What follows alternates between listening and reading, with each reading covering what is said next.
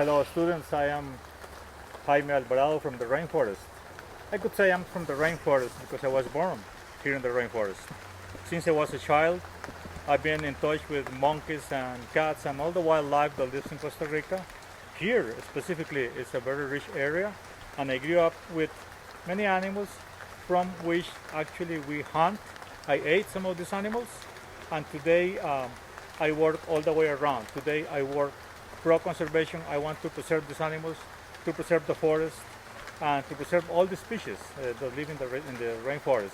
Because nearby us there are also plantations that can destroy the rainforest. So that's why I am trying now to teach people, especially you students, to preserve the rainforest of Costa Rica and all the way around the world. Thank you, Jaime. So you guys, let's keep on going. Let's go inside this amazing place and let's Jaime tell us a little bit about it. Okay? Let's go.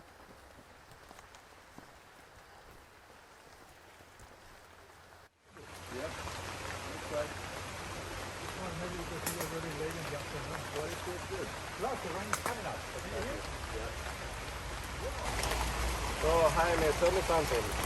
Somebody told me that the soil in the tropical rainforest is not that rich. Is that true? It looks crazy because if you see all this diversity and all these plants, it looks like it's very rich. But what about that? Well, that's pretty much right. The soil here in the rainforest doesn't build up like in other temperate zones of the world, such as United States, for example, in the northern areas. Here in the rainforest, the soil doesn't develop too much, but there is a very efficient recycling system. For example, right now, leaves are falling. Leaves fall to the ground. They are decomposed by microorganisms very quickly, and once these nutrients are decomposed, they go under the ground.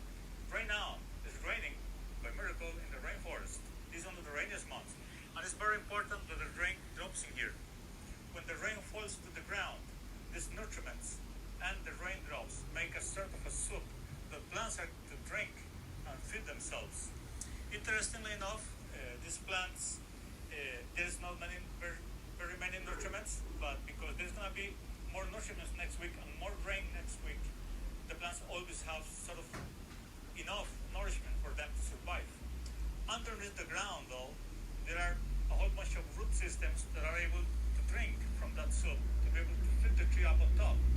But eventually, there are some microscopic fungus called mycorrhizal fungi that add to the small roots, microscopic roots on the tree, and become a great amount of roots themselves. This fungi becomes roots.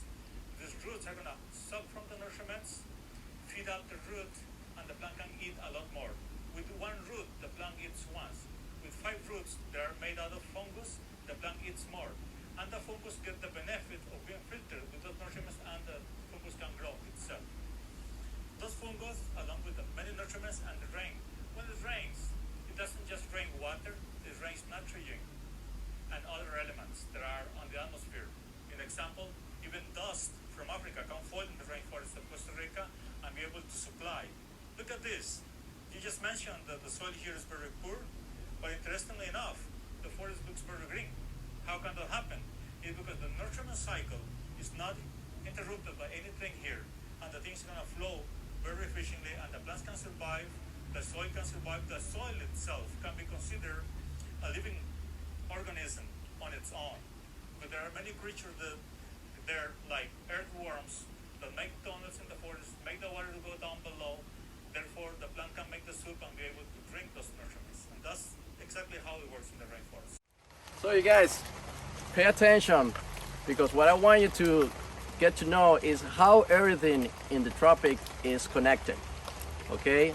Or not only a tree is a tree, or a plant, or a mushroom, everything is part of it. So take that in mind and keep on following me. And Jaime, let's go. The holler monkeys are one of the noisiest animals, right? What are they doing? They live here in the jungle. When they holler. Well, they try to impress the enemy, trying to sound like they're so big or so. So the enemy. Randall, take a look at this. These catarants working under the rain. Oh, Can amazing, you huh? believe that? Incredible. They're working hard, even though Yeah. drops are falling up on them. Look how big are the leaves, and they can carry them, isn't it? Yeah, they're hard workers. Can you tell one thing? On one side of the nest of the trail, and on the other side, it's so brown over Like there. the color? So brown, yeah, Yep. and so dark in here. Why? Because this is a trail. Uh-huh. It's a cut in the rainforest. It's a wound in the forest. And when it Interesting. rains, all the soil, all the nutriments are taken away, and all is left is the ash, the clays here. Meanwhile, here there is a whole bunch of leaf litter, and the nutriments are preserved over there. Jaime, you know something interesting? Every time I see like an open area, there's a lot of clay. Why is that? Because when it rains, all the nutriments are washed away with the rain. That's called leaching. So those lands doesn't have any nutrients. The nutriments are going to be very Are poor. poor. Yes. They're not good. Meanwhile, here, when everything is in equilibrium, right, it works better. In example, leaf cutting ants are also cutting from the rainforest, like we do, but they cut just such amount of rainforest. Right now, these leaf cutting ants are going to take all of these leaves under the ground, where they become nutriments for the forest. And after that, the nutriments are going to go to the tree that provides new leaves for the leaf cutting ants to eat. That happens in a very interesting equilibrium. Meanwhile, when we cut a big trail like this and we make a plantation, the soil pretty much disappears. There is not an umbrella made out by the leaves of the forest to protect it, and then that gets washed away. Right now it's raining here. There is already ponds here. Ponds being made on the side I can see. of the trail. Meanwhile, there's no ponds over there because the water has time to penetrate on the root system and be able to provide with water for the plants. But Jaime, we're making an impact here, just creating this trail. Are we separating things? Every or? single trail in the forest makes an impact on the rainforest. The bigger the fields, the more impact on the rainforest. Basically, you cut down the forest, you clear cut, and some people even burn the forest to be able to plant corn and other cultives, and that's when all of these nutriments are going to get away, and the soil doesn't last long, so they have to reclaim a new piece of rainforest to be able to plant corn or have cattle ranches or whatever they want to have as plantation. I See, can the see rain that. is coming up again. Yep. That's going to wash away these nutriments. These leaf cutting ants are going to go to sleep, and some of the leaves are going to be left behind to be able to go home empty-handed and live happily. Incredible. How do you like that? Amazing. No, those are beautiful. Should we go on? Let's keep on going. So you guys, again, think about how fragile the forest is, and how can we create a small impact just with a trail and separate species. So it's made me believe how respectful we need to be with the forest. So let's keep on with Jaime and let's see what else we can learn from him. Let's go. So Jaime, you have told us about how everything is connected in the rainforest, how fragile it is, but I want to know a little bit about the equilibrium, the balance that I can feel here. You know, it's like a place with balance. And Right. what about that? Everything here should be like in perfect harmony. Everything has to be balanced. Everything has to be in equilibrium. If that doesn't happen, the forest tends to die. It tends to decay. For example, it's very important that it rains here, and it rains a lot in this jungle. If I it can see. doesn't rain, the forest doesn't survive. But if it rains too much, the plant has means to be able to balance out whatever comes off balance. Interesting. Everything should be in such a way of equilibrium here that, in example, we are in one of the richest habitats in the world. Here in northeastern Costa Rica, we have per hectare or per acre, we have more species of plants and animals than in most places of the world. There are so many things. When you say, for example, that in this forest we have 400 species of tree, right? You say, how come I see only one species? And that's right. One single species of tree here is 22%. Almost 1/4 of all the trees here is only one species of tree, the Pentacletra. But interestingly enough, The other trees in here, we have a kind of tree in which we have only 3 trees in the whole forest here. And that the equilibrium is based on the fact that there's one thing of everything, right? One species of banana, one species of piper, one species of chocolate, and so on and so forth. Therefore, everything is in equilibrium.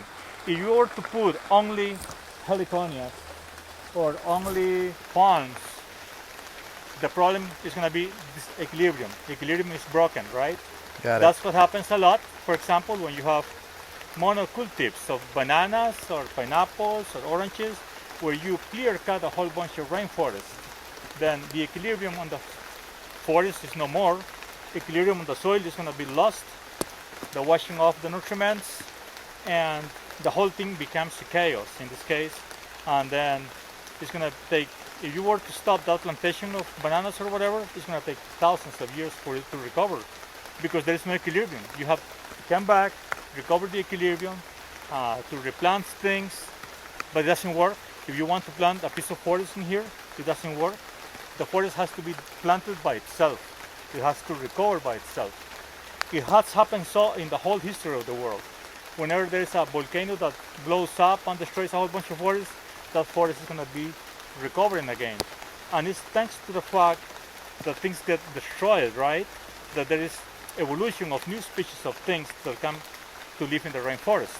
Meanwhile, when you cut the whole thing down, the thing is going to get completely destroyed. It's like cycles, isn't it? It's just like recycling and recycling, and sounds great. So Jaime, I need to go back to my kayak. Thanks a lot.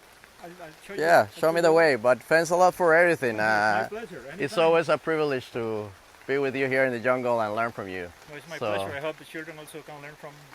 Sure, I will let you know. Okay, let's go.